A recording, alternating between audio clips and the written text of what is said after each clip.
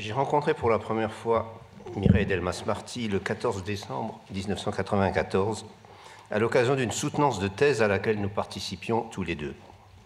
Le candidat était Jérôme Bourgon, qui a plus tard fait carrière au CNRS et dont on peut dire qu'il a plus ou moins créé le champ de l'histoire du droit chinois en France, champ aujourd'hui incarné par un groupe de chercheurs extrêmement actifs et, comme on dit, visibles internationalement. Comme elle nous l'avait elle-même expliqué, nous l'avait expliqué Mireille, sa présence à ce jury s'expliquait par sa participation à un programme de recherche de droit comparé Europe-Chine, par ses contacts avec des juristes chinois et par son intérêt pour la définition de principes directeurs internationaux en droit pénal. De ce point de vue, la thèse de Bourgon ne pouvait que l'intéresser, puisqu'elle portait sur Shen Tiaben, né en 1840 et mort en 1913, l'un des juristes les plus éminents de la fin de la dynastie des Qing et surtout le maître d'œuvre de la réforme du code pénal chinois dans les premières années du XXe siècle. Il s'agissait alors non plus d'améliorer et mettre à jour le code, comme on le faisait régulièrement depuis 2 siècles, mais bien de le moderniser afin de répondre à la pression des puissances en rendant le droit de l'Empire plus compatible avec les normes internationales, sans pour autant en sacrifier les fondements chinois. De là, un effort tout à fait nouveau pour se renseigner sur ces normes internationales et sur les législations étrangères. On a dit, à mon avis un peu hâtivement, que Shen Tiaben préconisait la fusion des droits chinois et occidentaux, alors qu'il s'agissait plutôt d'une occidentalisation limitée du droit chinois. Mais c'est une idée que Mireille aimait reprendre. De même avait-elle été arrêtée, sinon totalement convaincue, toujours dans la thèse de Bourgon, par la notion de grande unité, d'atron, promue par le lettré et agitateur Kang Youwei au début du XXe siècle, notion qu'elle entendait comme grande unité juridique du monde, et à laquelle elle se réfère encore dans ses écrits des années 2010 sur la recherche d'une forme de jus commune. Quoi qu'il en soit, le renouvellement dont Shen Tiaben, qui était par ailleurs une personnalité extrêmement conservatrice, a été l'inspirateur et le moteur au début du XXe siècle, fait assez directement écho à certaines thématiques qui ont été centrales dans la réflexion de Mireille. Et de fait, si elle avait accepté de participer à ce jury en 1994, c'est qu'elle était engagée depuis plus de 2 ans dans des échanges avec des professeurs chinois et d'anciens thésards chinois formés en France, échanges qui l'avaient très vite conduite à Pékin pour discuter avec eux d'un projet intitulé « Vers des principes directeurs internationaux de droit pénal ». Je rappelle qu'à cette date, les études juridiques dans les universités chinoises venaient à peine de renaître après la période maoïste, pendant laquelle la notion même de droit était considérée et rejetée comme une notion bourgeoise, et que les études juridiques avaient été purement et simplement supprimées.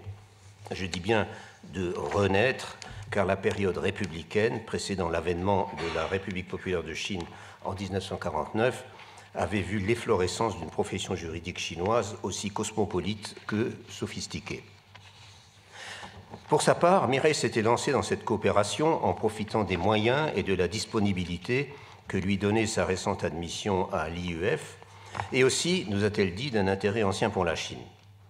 Dans tous les cas, ses premiers entretiens à Pékin, en 1992, ont inauguré presque 3 décennies de coopération et de contacts, aussi bien en Chine à l'occasion de multiples voyages et de multiples invitations, qu'en France, d'accueil et de formation d'étudiants chinois en droit à Paris,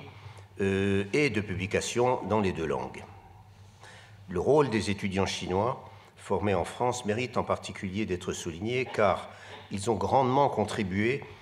à l'énorme travail d'interprétation et de traduction qui a rendu possible non seulement la tenue de toutes ces réunions, de tous ces colloques, mais aussi la parution d'une masse de publications tant en chinois qu'en français, y compris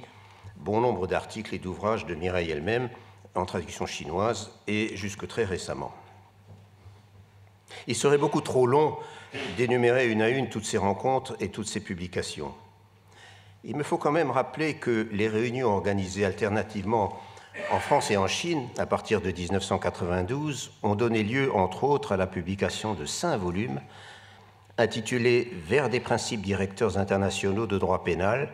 criminalité économique et atteinte à la dignité de la personne », paru entre 1994 et 1998, en version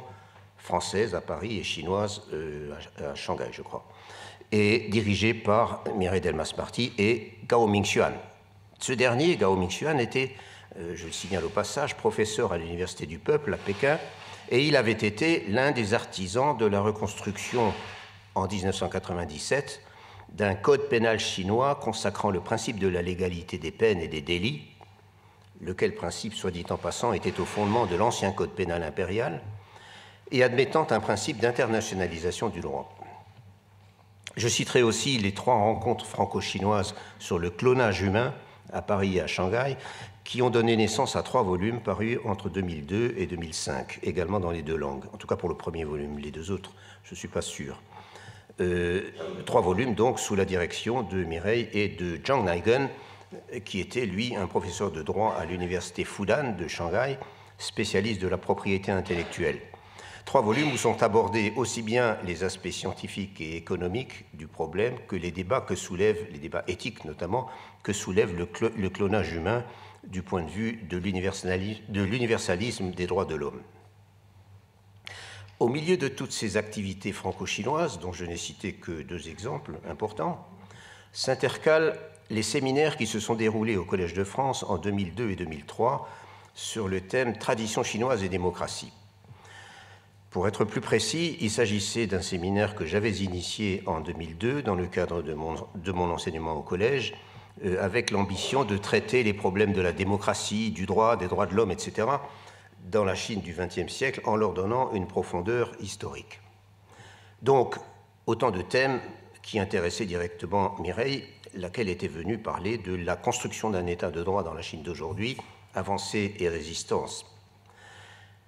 En 2002, Mireille était encore professeure à Paris 1, mais elle venait d'être élue au collège et en 2003, nous avons donc poursuivi le sujet sous la forme d'un séminaire commun de nos 2 chaires, avec cette fois en sous-titre « Le problème du droit et de la légalité ». Du point de vue strictement légal, c'était juste, puisque je me souviens que la nomination officielle de Mireille comme professeur au Collège de France était tombée au journal officiel le premier jour de notre séminaire.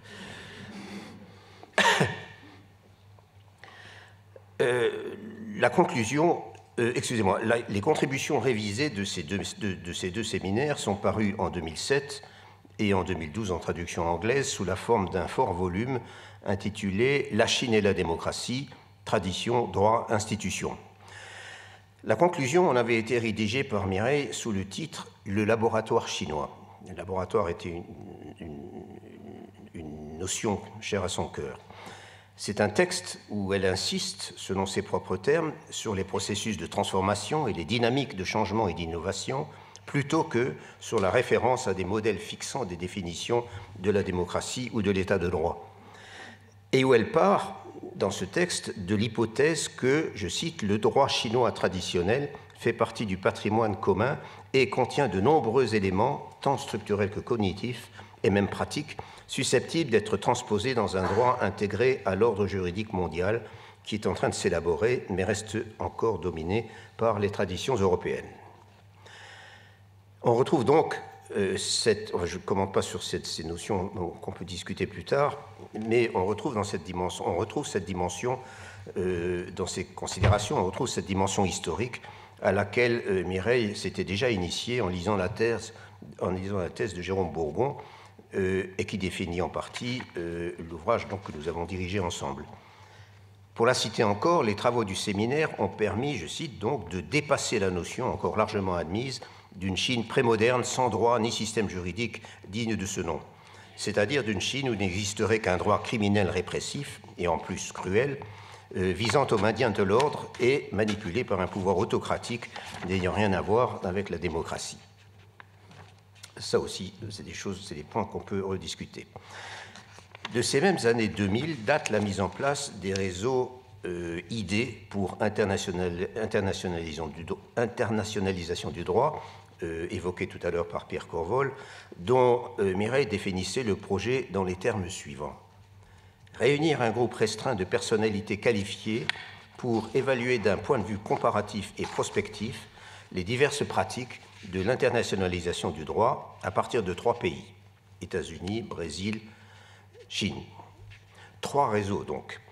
Celui qui concernait la Chine a été créé en 2007 et parmi d'autres activités,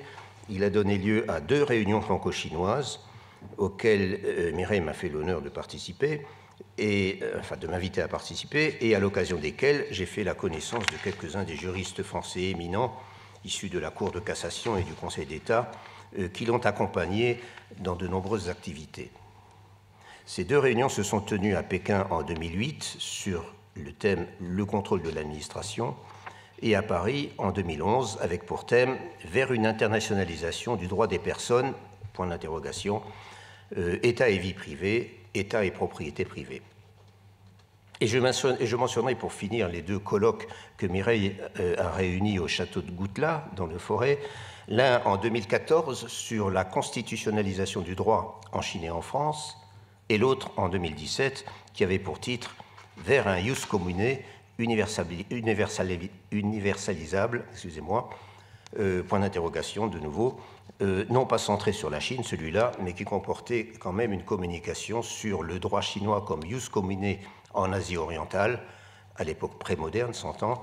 que j'avais présenté avec Jérôme Bourgon et Frédéric Constant. Cette réflexion sur le ius commune m'apparaît comme une sorte de point d'orgue aux décennies pendant lesquelles Mireille s'est interrogée sur l'internationalisation du droit et où la dimension, ou devrais-je dire la problématique chinoise, a tenu une grande place à partir des années 1990. Les idées qu'elle a développées sur ce sujet sont trop connues pour que je m'y attarde. Le projet était non pas de rechercher l'unification, mais de viser un processus d'harmonisation sur la base de quelques principes directeurs communs et en ménageant des marges nationales d'appréciation. Cette dernière notion, les marges nationales d'appréciation, est bien sûr centrale autant qu'elle est délicate à cerner. Mireille soulignait dans un texte de 2001 l'importance du droit comparé en notant que, je cite, « plutôt que de dépendre seulement des sensibilités personnelles des juges ou du poids politique des États, l'ampleur de la marge nationale devrait varier avant tout selon les divergences révélées par l'étude comparative des systèmes nationaux concernés et compatibles avec les instruments internationaux communs. »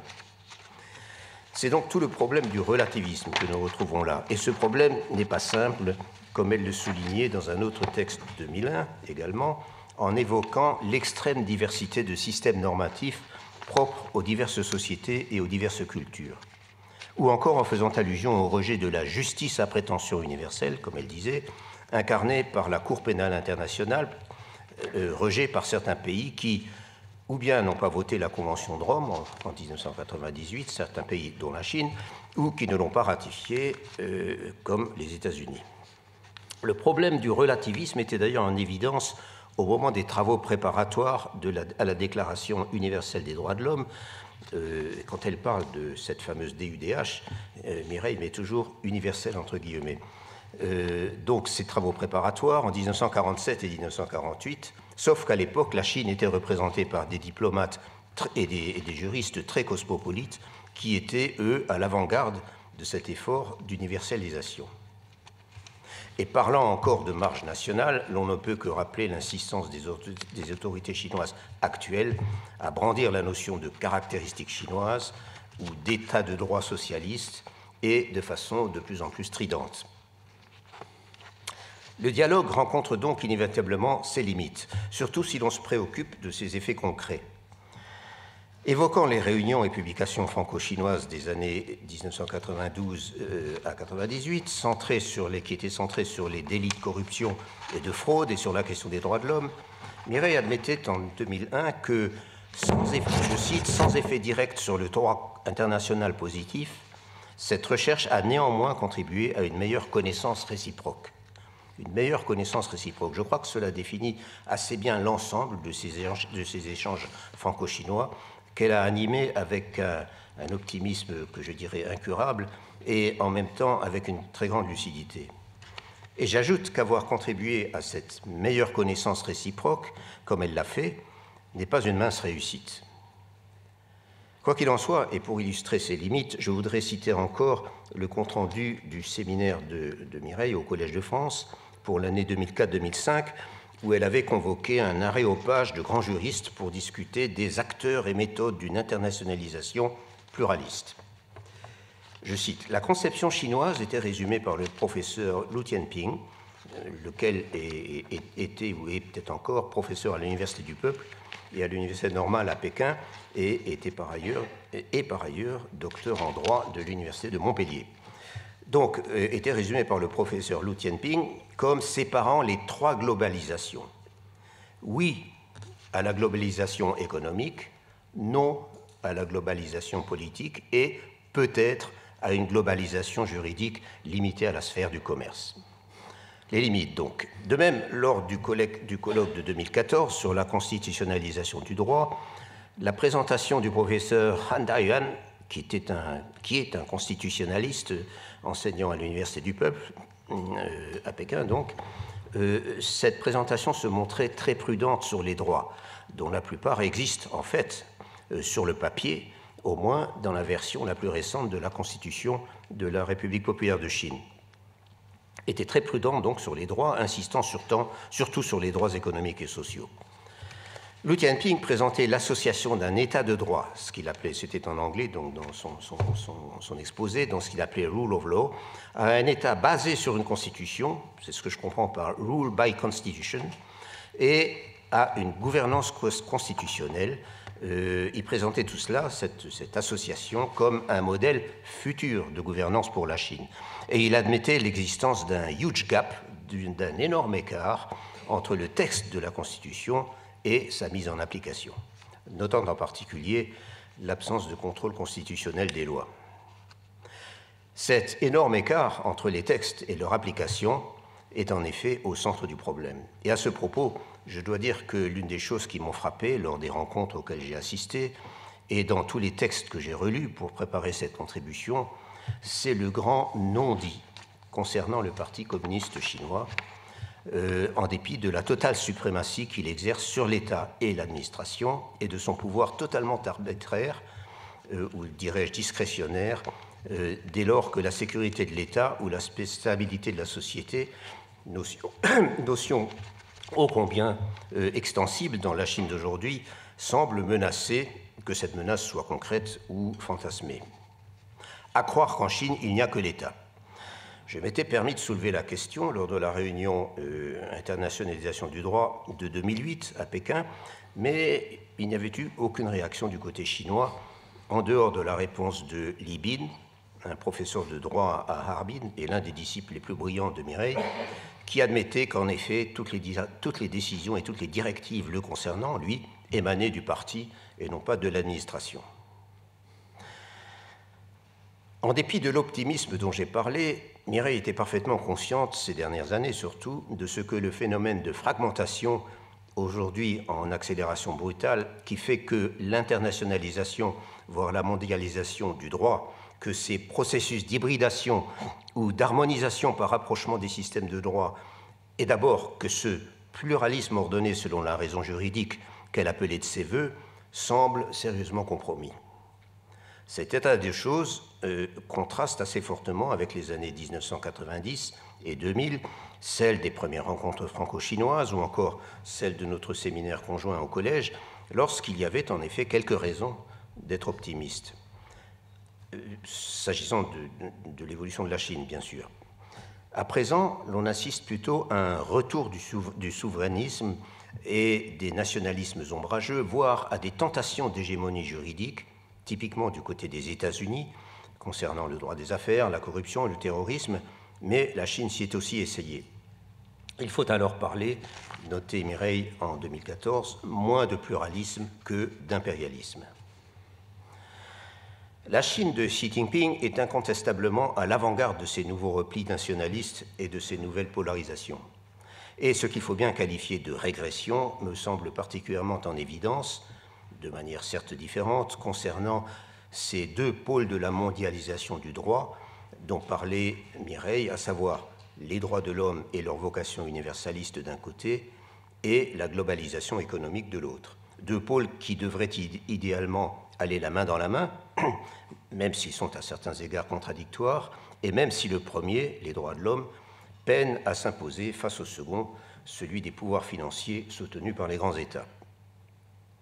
Mireille voulait encore croire, dans son compte-rendu d'enseignement pour l'année 2004-2005, que,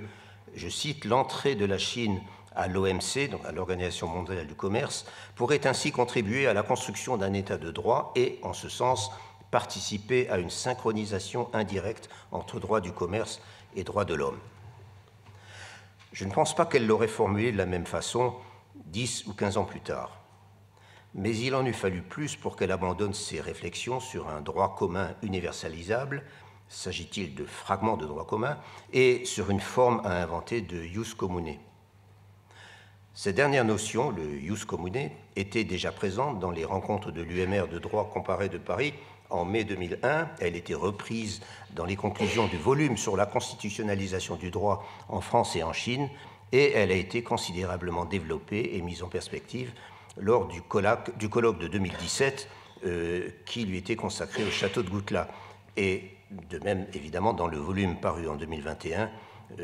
basé sur ce colloque sous le titre « Sur les chemins d'un jus commune universalisable ». Dans son texte d'introduction aux rencontres de l'UMR de droit comparé en 2001, qui avait pour thème « Variation autour d'un droit commun », Mireille préconisait d'adopter une perspective, je cite encore, « constructive mais critique, volontariste mais modeste, n'excluant ni les utopistes ni les réalistes, mais les invitant à dialoguer ensemble. » Constructive